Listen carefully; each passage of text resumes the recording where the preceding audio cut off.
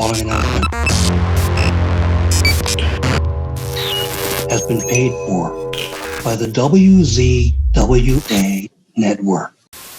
Ladies and gentlemen, welcome to the WZWA Network's review show of the one and only Crown Jewel 2021 in Riyadh, Saudi Arabia. I'm your host with the most on the West Coast, California in theory.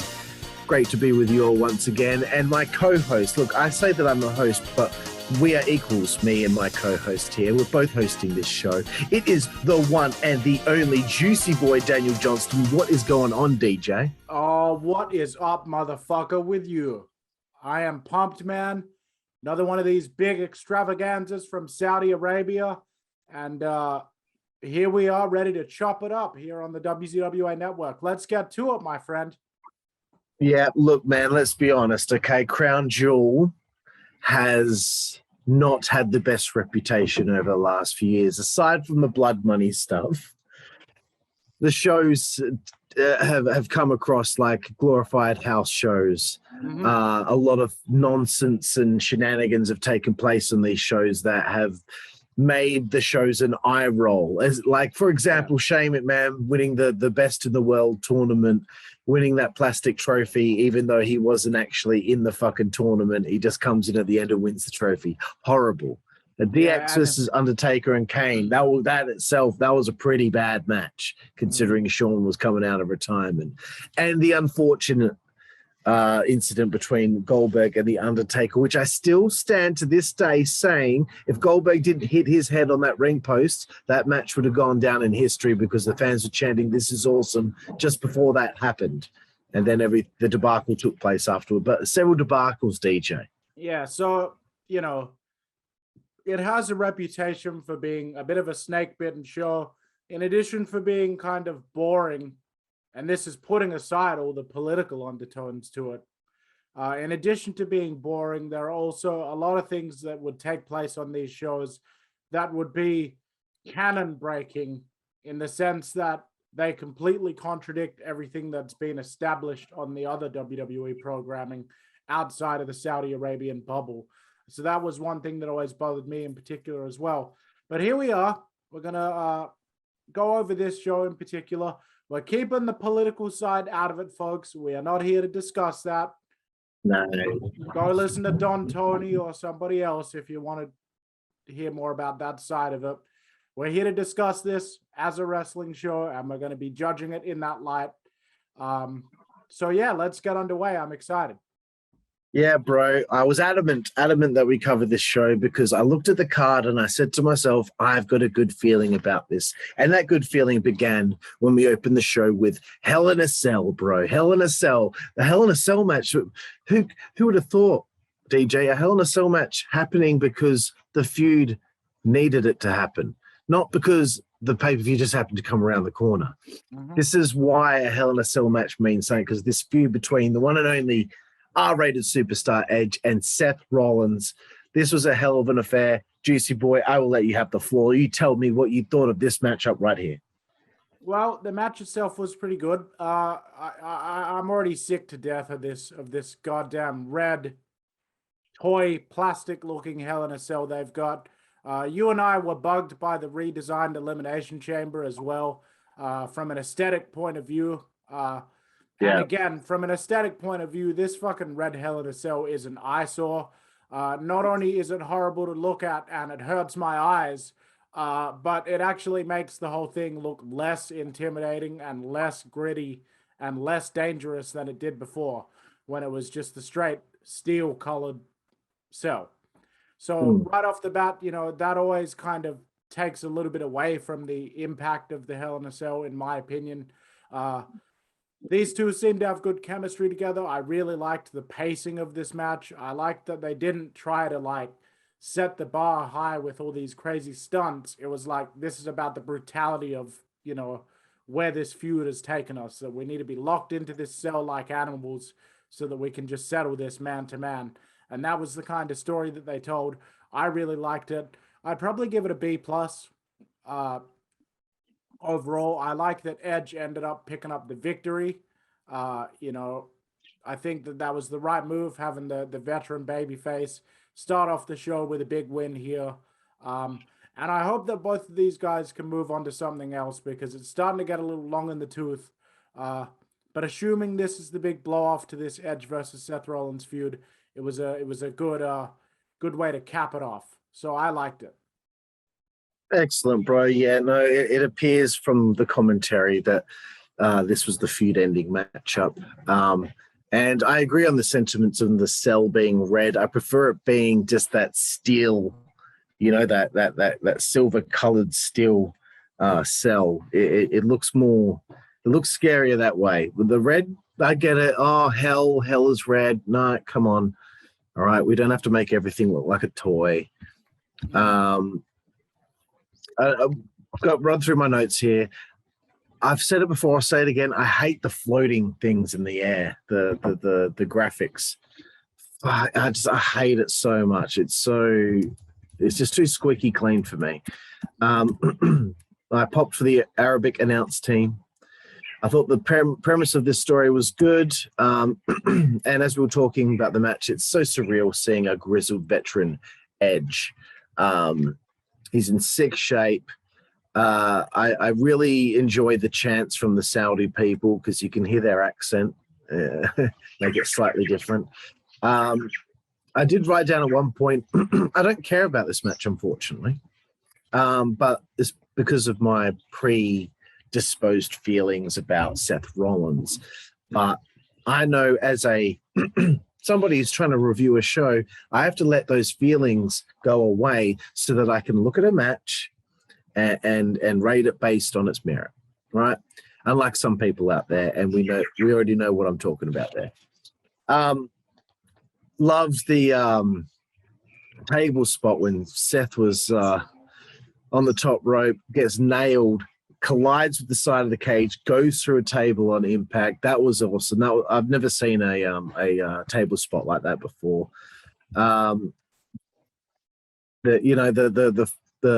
near falls, the false finishes to coming toward the end of the match were fantastic.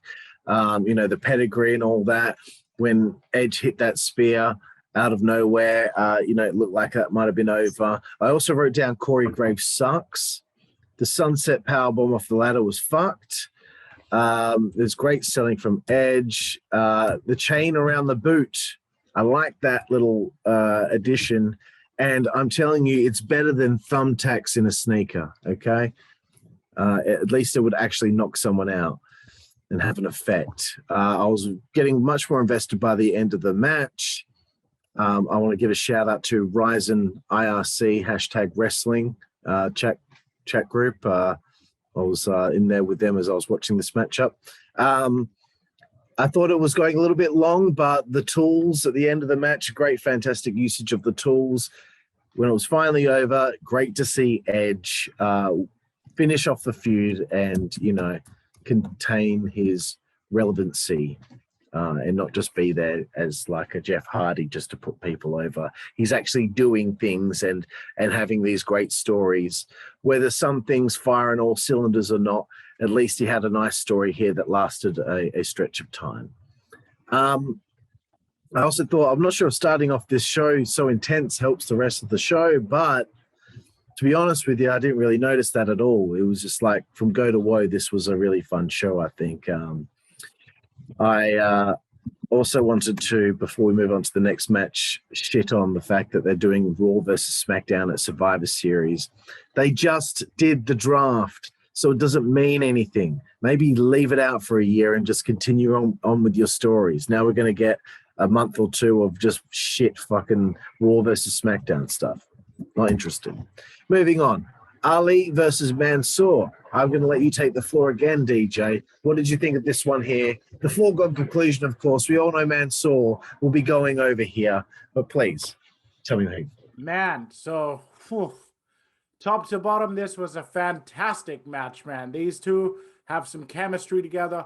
I like the idea of, playing up their heritages. Obviously, they're from this region of the world, these two guys, but they've had very different backgrounds and paths to getting to WWE. And they told the story of it was almost kind of like fate or destiny that these two would end up against each other on a huge marquee match in Saudi Arabia for the WWE on the big stage. That was the kind of thing that was played out, with Mustafa Ali being the dastardly heel and Mansoor being the heroic babyface, underdog babyface. Tremendous athleticism from both guys. Tremendous footwork from both guys. The facial expressions and the selling and the acting from Mansoor, incredible. You know, just every facial expression, the detail was telling the story of how he felt in this moment. It wasn't some pre-rehearsed crap that he was just running through the motions. He was feeling it. You know, he was in the moment. Mustafa Ali, the ring general, clearly leading this match, did a tremendous job pacing this match. The punishment that he took on his body in order to make Mansoor look good was just tremendous. This had me just hooked by the end of it. It was an amazing match, a great finish with the missed 450 splash leading into the springboard neckbreaker. I'd never seen that springboard neckbreaker variation before. Really nice. To top it off, right as we're about getting ready for the next match, you know, I'm sure you've got the information there. This recent gold medal winning at the Tokyo Olympics karate team player from the Saudi Arabian Olympic karate team comes down to the ring, reveals himself when he gets in the ring, gets a massive pop. Mustafa Ali, dastardly heel, gets into his face. He's jaw-jacking with him. Boom! Fast as lightning, this guy nails a karate sidekick, knocks Ali out. Him and Mansoor celebrate. Mansoor looks like he's starstruck by seeing this athlete. What a great moment for the people of Saudi Arabia. What a great moment for Mansoor, for Ali, and for this gentleman as well. Just all around a great, wholesome moment, the kind of thing that makes you smile. This is getting an A+ and a DJ recommendation. Go out of your way to check out this match in this segment. It was fantastic, guys. Very nice, bro. I didn't want to jump in and correct you, but he's actually a silver medalist. Sorry, it doesn't even matter. Doesn't even matter. It's Tariq Hamdi, the silver medalist. Man, that was fantastic, and I'll get to that in a minute. There was a bump on the apron that Mansoor took during this matchup, which was hectic. His facial expressions, as you said, fantastic. He's really starting to get it. Love the moonsault, even though he missed it. Love the ferocity on that 450 by Ali. The finish was tremendous. I too had never seen that neck breaker before. Ali attacks, and out comes this guy, and you kept saying, no, it's Apollo Crews. That's Apollo Crews, man. I'm like, no, it doesn't look big enough. I thought for sure it was going to be a WWE guy under that covering that he had on. But I was wrong. Right. I was so glad to be wrong. Me too, because I was thinking, God, it doesn't really make sense that he'd be dressed like that. But, you know, it ended up being Tariq Hamdi, and there was a very nice moment. And, you know, one thing I want to say, DJ, and I was going to save it for later, but I'm going to say it now. I preferred the crowds in Saudi Arabia over any AEW crowd, any diehard wrestling crowd who try to hijack shows and try to put their thumbprint on the shows and make it all about them. These fans treated it the way it was supposed to be treated. They are booing the heels. They are cheering for the baby faces. They are passionately into the matches. They are following the stories. They're not trying to shit on things. If things are a little bit slow in a match, like a Goldberg versus Lashley at the beginning, they're not going to start groaning and being like, oh my God. No, they're just letting the story be told. I like these fans. This is like a throwback to real casual fans from back in the day. What do you think about that, bro? Yeah, I agree. It's it's refreshing to see an audience, a live audience that, you know, boos the bad guys, cheers the good guys, really gets into it, and actually allows themselves to enjoy the show for what it is rather than trying to pick it apart and examine. And that just shows how spoiled we all are. You know, as wrestling fans, that our first instinct is to kind of pick it apart. But these are fans that are really enjoying wrestling in the most pure way. They're just actually going to the show. They're like happy to be there, and they're happy to enjoy what's on show. And in this case, it was a fairly tremendous event. But continue. Yeah, man, it's just a problem with wrestling fans today that they're so ready to fucking jump on anything that they don't like or whatever. not give things a chance. You know, I know there's a guy out there that made a review of this show saying, why doesn't Goldberg just go away already? Like, fuck you, dude. Like, you wish you could be as important as he is. There's a Titus O'Neil Natalia segment, which we skipped because it's just like, okay, we get the philanthropy stuff, but there's a time and place, and I don't think on pay-per-view there's a time for that. We get to Omos and AJ taking on Team RKBro. I liked before that this happened that they had shots of jets flying over, and yes, I know you can hear a lot of traffic down my street, but this is the time of night where there's people coming home from work, so I apologize for that. I also wanted to mention about people complaining about AJ's spot in the wrestling business right now, in the WWE. And what I wanted to say was some people need peaks and valleys, okay? Not everyone can always be in the main event and on top.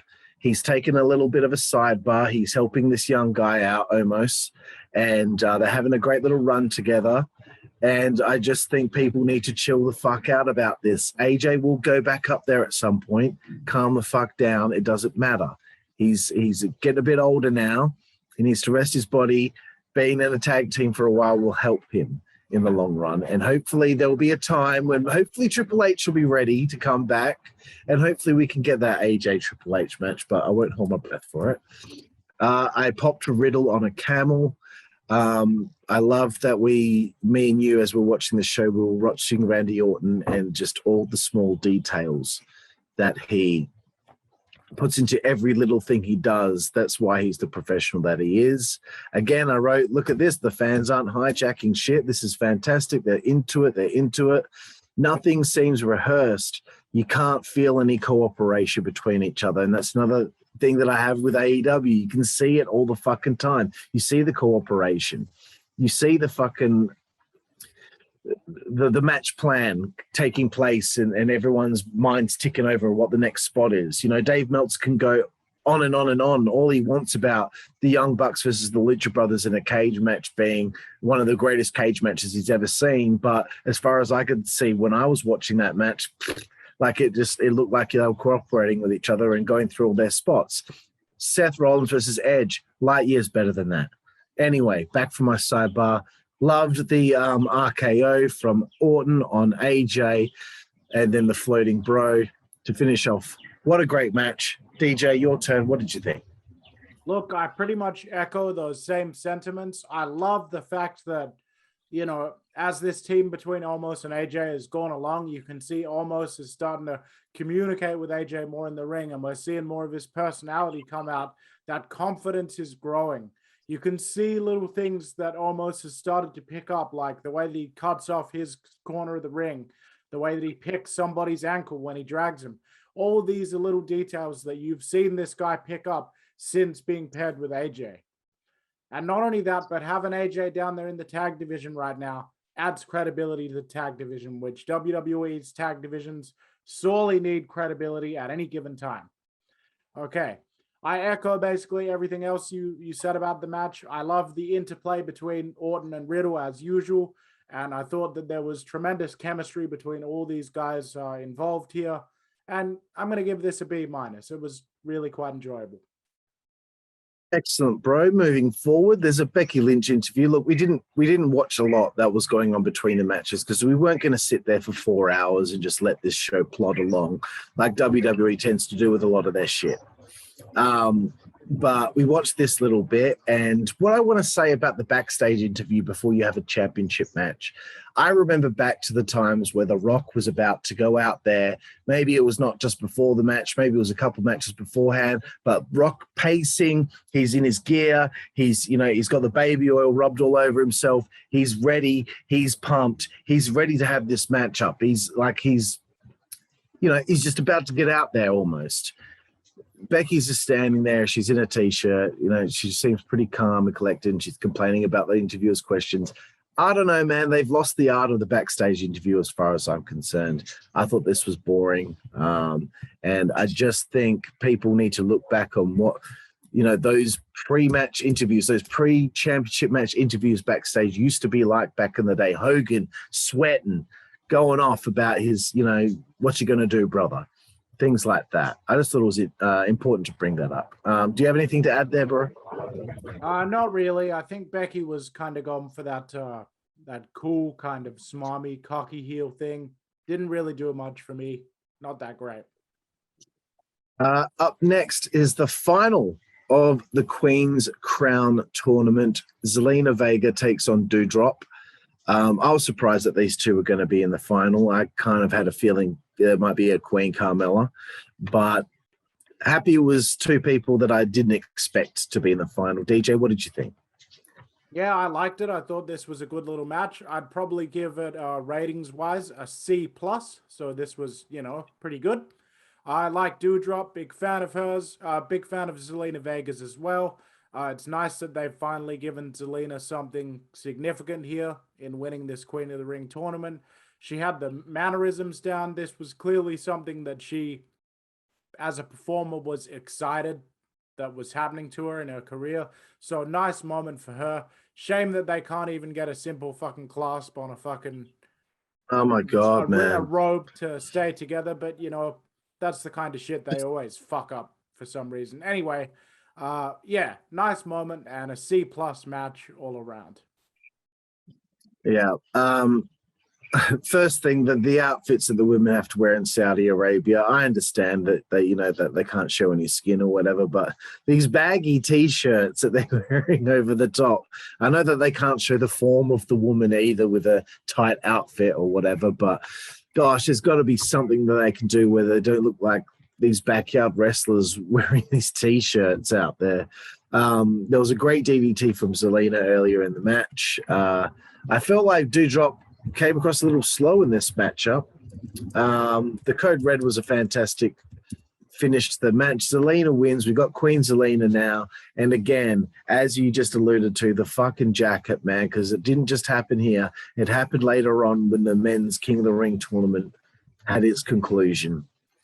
What was the problem? Did they not practice this beforehand or something like that? Hey, practice putting on the jacket. I don't know what the issue was. They've had many people over the years win King of the Ring and have some sort of big coat to put on afterward. What the fuck was the problem with the jackets here today? It just, to me, I just couldn't understand why it was such a fucking problem.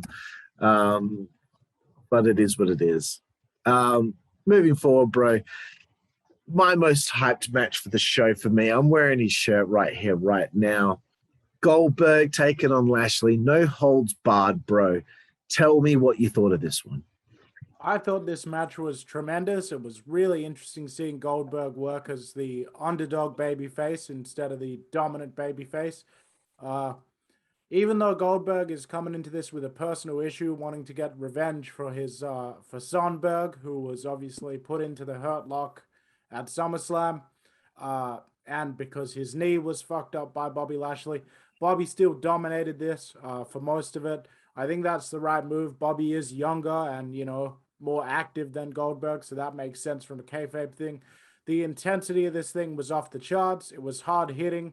I liked the fact that both guys got plenty of chances to, to shine and show off their strength. Goldberg selling his knee was just tremendously done.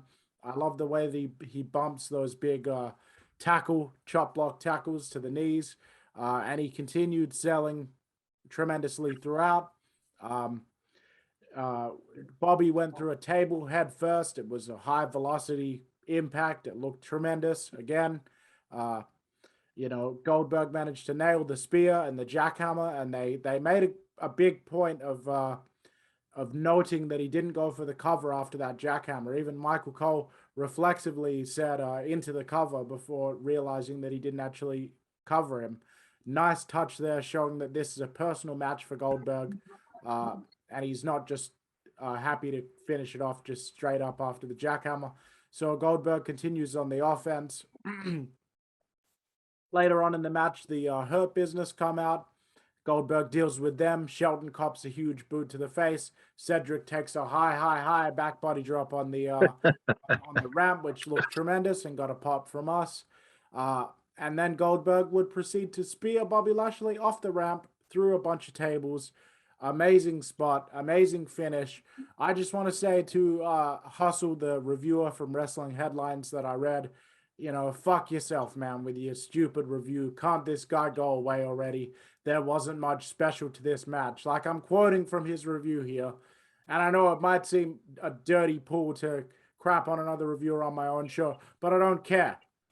How you could just watch that match and not give Goldberg the credit that he deserves for the selling, for the performance, for the endurance that he showed off, having a longer match here.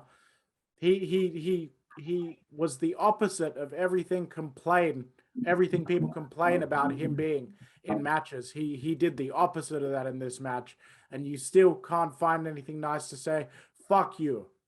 Why can't this guy go away already? Can't all these hack reviewers go away already? That's what I'd like to know. I agree, bro, and that's exactly A minus match. Excellent, bro. And that's what I was going to start my little rant with about here, okay? Hustle, you should be ashamed of yourself for going into this matchup already deciding how you were going to feel about it. You have to look at matches on their own merit every time you look at them. I don't like the Young Bucks. I don't like Kenny Omega. I don't like Cody Rhodes. In fact, Cody Rhodes is the person I dislike most in the wrestling industry right now, and I can watch a match of his and still say that that was a good match, okay? I don't go into matches already coming up with how I'm going to feel about it afterward. And this is exactly what, Hustle, you've done on Lords of Pain Wrestling Headlines.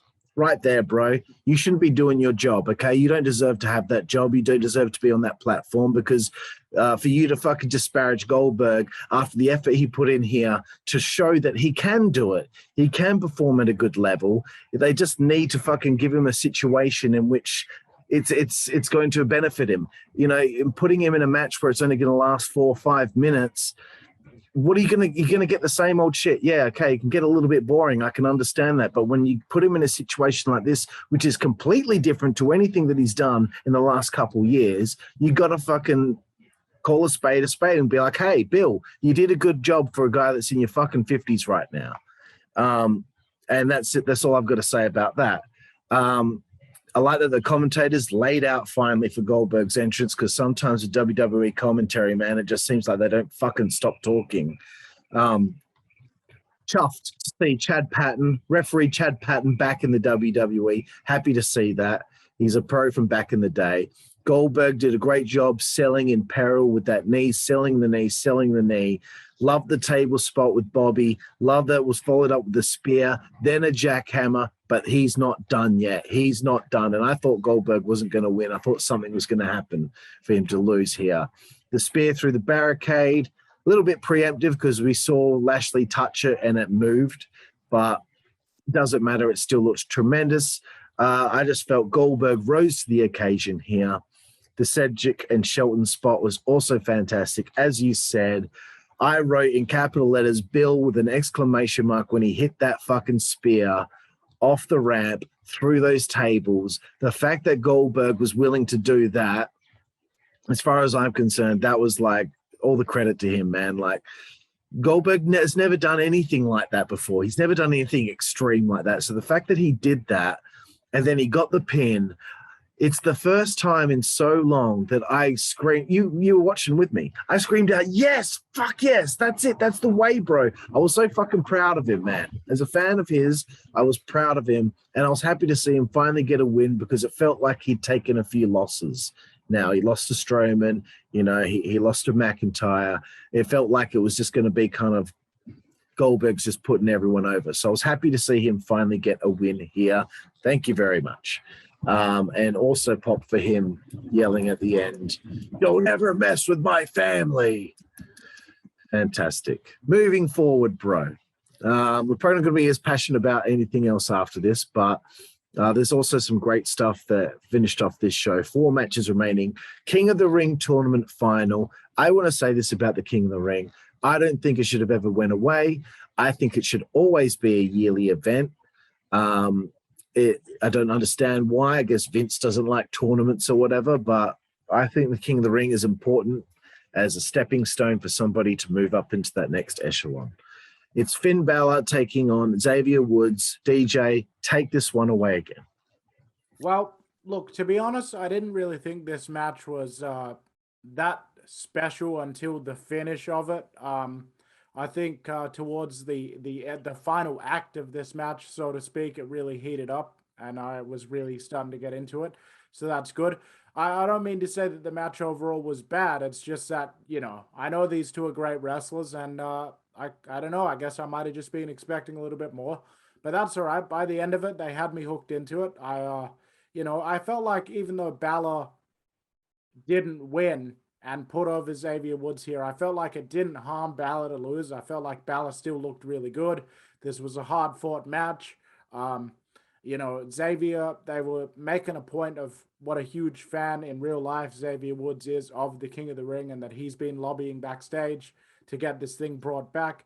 It's so cool to finally see him get a big achievement like this on his own, not with the other members of the New Day. This is just for him. He's the King of the Ring. He was already hilarious. Soon as he put on the scepter and the crown and all that stuff, you could immediately hear him barking orders at the cameraman. I decide when the cameras cut from now on. I decide which cameras I look at. I decide like which microphone I'm going to talk into. I'm making the decisions now because I'm the king. I'm not exaggerating. Like when I repeat that he was literally saying all this. He just started going on and on. It was really hilarious. Again, another nice moment, which was obviously followed on from a pretty decent match, and I'd give this a B- overall. Very good, bro. Yeah, look, when I found out that this was the final, I kind of groaned.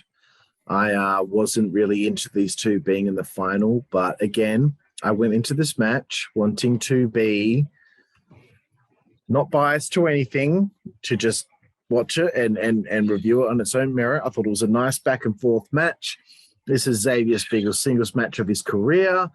And, right by the end of the match, I became invested. I found Xavier Woods to be an irritating character for a long time. I've always felt like he's always clowning around, and I'd like to see him be serious for once. But I finally forgot about that. I finally forgot about the fact that I don't like Finn Balor. I just enjoyed this match for what it was. Woods wings the King of the Ring, the jacket situation again. I really feel like it will be perfect for Xavier the moment he put that crown on, for now his head to be filled with so much ego. He has turned heel now, and it's going to be a pain in the ass for the New Day. It will be really cool to see maybe something going on with Xavier and Kofi going forward. Who knows? I just think it'll be really cool. I reckon it would be even funnier and even better if, like, he turned heel and became an asshole because he's King of the Ring, but was still operating within New Day, and that they don't split up the New Day at all. He's still in New Day, and they've got to like now put up with like him being this big overblown egomaniac because he's King of the Ring. That would be perfect, man. That would be great television as far as I'm concerned. Anyway, great to have the King of the Ring back. Moving forward, 3 matches to go, bro. WWE Championship on the line. Big E, the first time I've seen him since he's become champion, taking on Drew McIntyre. I'll run through my notes quickly. I just wrote, this is great. The belly to belly on the outside on Big E was fantastic. The way that he just flew through the air. Love Big E popping those hips on those belly to bellies in the ring.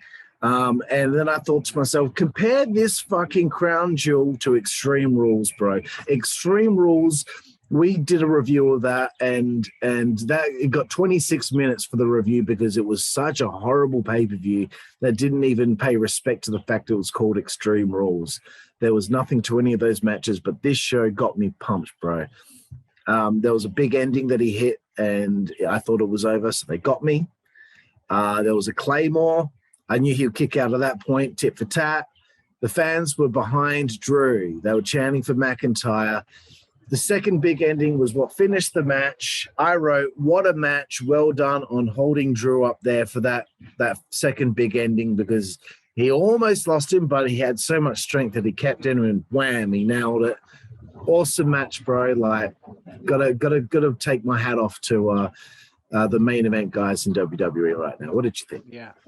Well, it's like I always say, the main event guys in WWE are really head and shoulders above the main event guys in AEW, honestly. People are going to be pissed off at hearing that, but that's really the truth. It's surprising that you hadn't seen any Drew McIntyre matches since he became champion, because he's been crushing. Big E. Big E, sorry. Yeah. You said Drew McIntyre. Yeah, no, I hadn't. Yeah. Anyway. Well, he didn't even wrestle on Extreme Rules, bro. Like, I was looking forward to seeing him wrestle. So, yeah, this was the two big bulls going at it. I mean, like, yeah, you could say that about Goldberg and Bobby, but I considered that to be, you know, more of a personal issue. This was just the two big hosses, you know, battling for supremacy for that WWE title. It was hard hitting. It was physical. It kept going back and forth. The pacing of it was tremendous. You know, I feel like I'm just kind of echoing a few of my points about earlier matches, but you know, there was quite a lot of good wrestling on this show. And as far as just a fight, this was my favorite fight of this event. This was really impactful. Both guys came out of it looking great. I would love to see a rematch between McIntyre and Big E down the line. Tremendous work. A- match. Lovely, bro. 2 matches remaining. Geez, I think it's SmackDown Women's Championship, if I'm correct. I think so. Cool. Champion Becky Lynch. Big time Bex. Fuck, they want to keep saying that over and over again. Bianca Belair, one of the greatest athletes in the business today. And, of course, Sasha Banks. I'll run through my notes quickly. There's not much here for me to say. I thought this was a fantastic match. Really, it was. I kept thinking, man, the outfits are just so. It's just it's an eyesore. It really is an eyesore. They need to think of something. They can't be out there in t-shirts like that, man. They got to think of something else. I don't know what you can do, but think of something. Impressed with that one-handed military press that Bianca had on Sasha. I wrote, I hate Big Time Bex. I just hate that. I hate that name. I hate so many things when it comes to her. I thought the match was given too much time, but that being said, it was incredible. It really was quite good. This was better than the fucking triple threat women's title match at that WrestleMania with Charlotte, Becky, and Ronda. This was better than that. I don't give a fuck. Like that being a WrestleMania main event, it didn't deserve it after watching it. It was not good. This was light years better. I hate the fact that she does a rock bottom and it's called the manhandle slam. Fuck. Think of something else, man.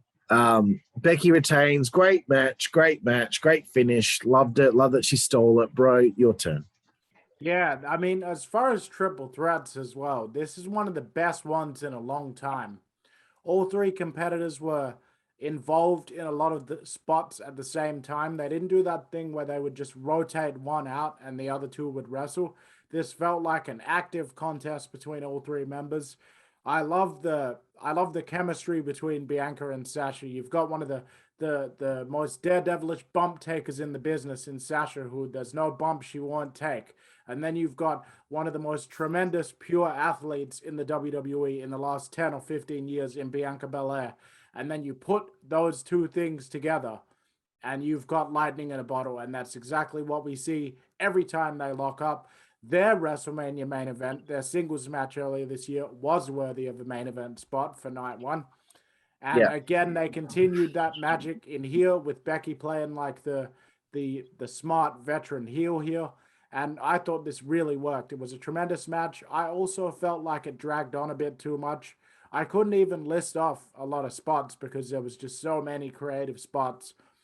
So this is going to once again get a DJ recommends tag. Go out of your way to look at it. One of the best women's matches I think I've seen in the last year or so. And, again, A- match. I love the fact that Becky, when all was said and done, after all the work and all the struggle that had been put into this match, Becky just steals it and holds on to the ropes while she gets the pin. That is what a heel does. A heel doesn't worry about looking great in the eyes of the fan. A heel worries about getting the job done and walking out there with the victory. And that is exactly what Becky Lynch did. And tremendous way to cap off a great match, even though it got a little long in the tooth. Yeah, always good to see a heel being a heel. Getting to our very anticipated main event. we're always pumped to see Brock and Reigns go at it, man. Like, I could see these two battle a few more times as far as I'm concerned. I don't get sick of it.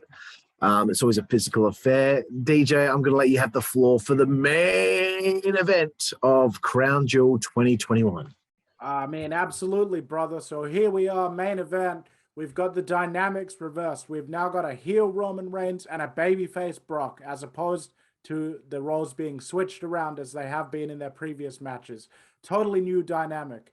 We've also got Roman Reigns has elevated up to that upper echelon, and now he is a total equal with Brock Lesnar, not a guy on the rise, as you said when we were watching, against an established veteran, as it was in the past. So now with those two new dynamics, plus the X factor of Paul Heyman, where does Paul's allegiance lie? We have ourselves a genuine, bona fide, marquee, drawing main event box office match between Brock Lesnar and Roman Reigns. This thing starts out, boom, it's physical, but Roman Reigns is getting more offense in than you might have expected in the past. He's got Brock Lesnar more scouted. He avoids those suplexes at every step of the way. He keeps on top of Brock. He keeps using his intellect to try to outsmart Brock. I'll let you go into some more of the details of the match because I know you probably covered some in your notes, but I mean, wow, the physicality of this match was off the charts. These two look like real titans in the ring. They look like real, genuine stars. The pacing of this was incredible. I loved the fact that, I loved the F5 counter into the guillotine spot that happened. I loved the spot on the outside with Roman Reigns grabbing onto the ring post to avoid the F5. I mean, I loved the spot with Paul Heyman throwing the belt into the ring. You didn't know who he was talking to, who he was directing to use the belt. That was tremendous. I'll let you go into more detail on that.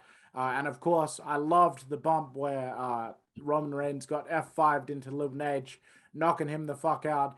We were popping because I was telling you about the Extreme Rules 2012 match where Brock picked up Charles Robinson with one hand like a suitcase. We were hoping he would do it again here.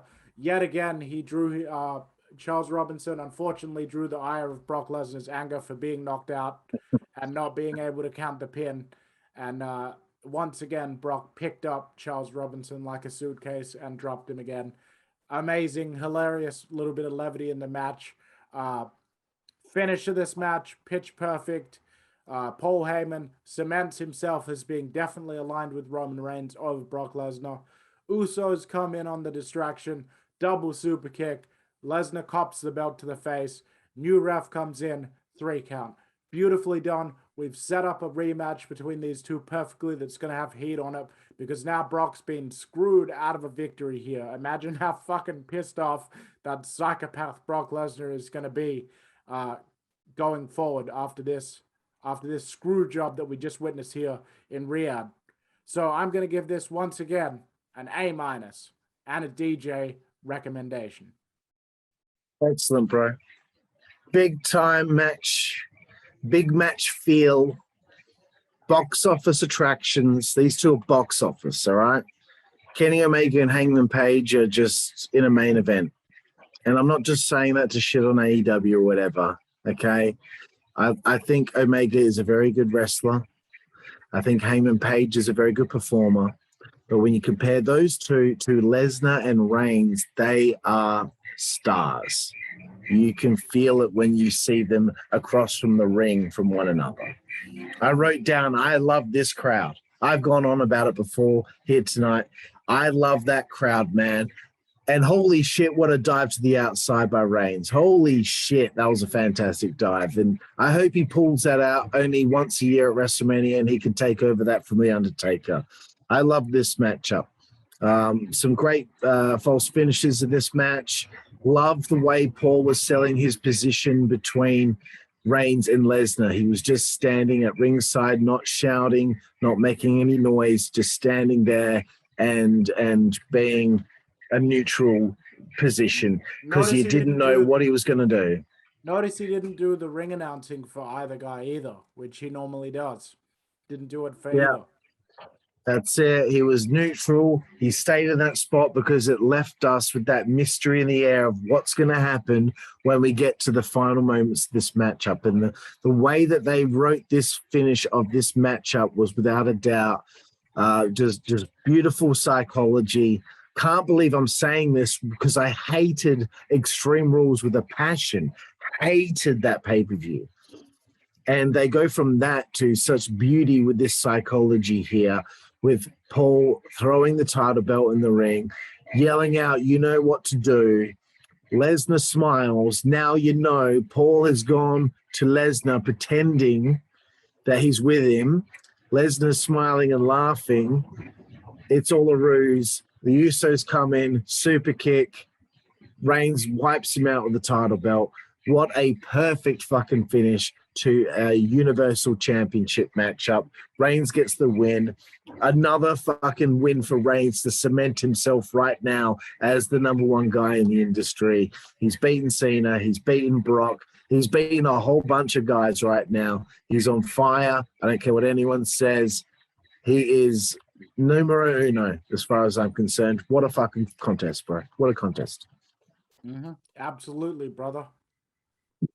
So there it is, bro. Crown Jewel. Who would have thought we'd be sitting here right now? Not me. Not me. Because you know, I wanted to review Crown Jewel.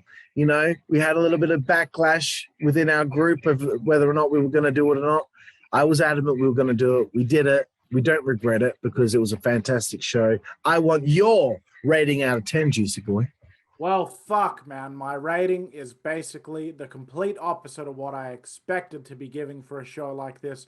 This show, Crown Jewel 2021, is getting a 9 out of 10. I loved it. Tremendous show. Definitely a show that I'd be interested in going back and watching again. And I'm so happy to be saying that. I love it when I'm pleasantly surprised by things. 9 out of 10 show. Go out of your way to check out these matches. The men and women of the WWE roster really worked hard, and they deserve credit for it here on this show. Absolutely, bro. I'm going to give this 8.5 out of 10. Very close to being a 9, but just a little bit is taken away from me because they plod along so much sometimes with these shows. But it didn't really affect us because we were cutting out all the in-between. But the fact that they had 11 minutes between the women's match and the main event, that's just ridiculous. But aside from those small negatives, I thought this was a tremendous show, and I'm going to say this was the best WWE pay-per-view since the Royal Rumble 2020. I love that pay-per-view. I thought that was a really hit out of the park. But since then, don't think that they've really been firing in all cylinders. This show right here, can't believe I'm saying a Crown Jewel was actually this fantastic. So, Jooseyboy, want to thank you for your time. The sun is setting now. It's time to go. It's time to sail off into the sunset, bro. You can hear the crickets in the backyard. This is getting ridiculous. Getting ready for dinner time down here in south of the equator. And that's it, bro. Yeah. Tell everyone they can find you, bro. What's up? Tell everyone where they can find you. Yeah, man. Fuck, dude. You can find me on Twitter at Jooseyboy. You can find me on Instagram at Juicy_boy. Follow me on Twitch at Jooseyboy. Subscribe to me on YouTube, youtube.com/user/Jooseyboy. That's JFF. Oh, fucking hell, man. Look at me, man. Look at me. Look at me. I'm so hyped up, man. Just say it, bro. Spell it out. JOOSEYBOY. Jooseyboy. See you on social media, folks.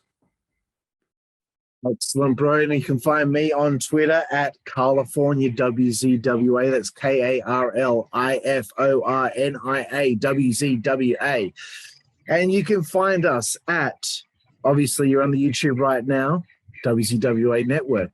You can find our Discord server if you just search for our allmylinks.com/WZWA Network. You can find our Discord server. You can also find a link to it on our YouTube channel. You can find us on Facebook. You can find us on Twitter at WZWA Network. Same with Instagram, WZWA Network, Twitch, TikTok, Reddit, WZWA Network. You can find us on Habbo Hotel. That's right. The room is called WZWA Network HQ. You will need a password to enter. I'm sure there's no one out there right now that wants to go in our Habbo Hotel chat room, considering that none of us are ever in there. You can also find us on IRC on the Rizon Network, and the channel's name is #WZWA Network. You can find us on Tumblr. You can find us on MySpace now. You can find us on DeviantArt, and you can find us on Minds. And no one uses Minds except for Val Venus, because he's not allowed to be on any other social media platforms. So we have WZWA all over the planet right now, all over the internet. And I want to thank you, Jooseyboy, for being here with me tonight and today watching this fucking marathon of a show. Absolutely. It has been my pleasure as always. And thank you, everyone out there, for watching this review of Crown Jewel 2021 here on the WZWA Network. I'm Karlifornia, alongside Jooseyboy, and we will see you down the road.